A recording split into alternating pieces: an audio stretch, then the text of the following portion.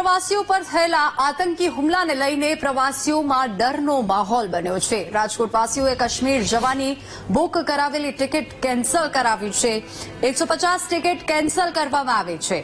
Travel agent એસોસિએશનના સભ્ય ગોપાલ ઉનટકટનું નિવેદન સામે આવ્યું છે. લોકો હાલ ડરી રહ્યા છે એટલે ટિકિટ કેન્સલ કરાવી રહ્યા છે.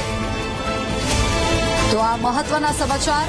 રાજકોટથી મોટા પ્રમાણમાં પ્રવાસીઓએ ટિકિટ જે બુક કરાવી હતી તેઓએ હાલ તેમના પ્રવાસની ટિકિટ રદ કરી છે.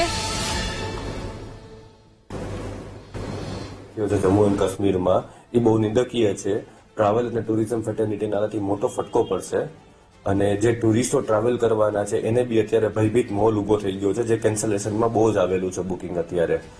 અને અમારા જે ટ્રાવેલ એજન્ટના મિત્રો છે અહીંયા એ બી અત્યારે પ્રોબ્લેમમાં છે, કારણ કે આ બધું બુકિંગ એ લોકોનું બી કેન્સલેશન થવાનું છે આ સિઝનનું.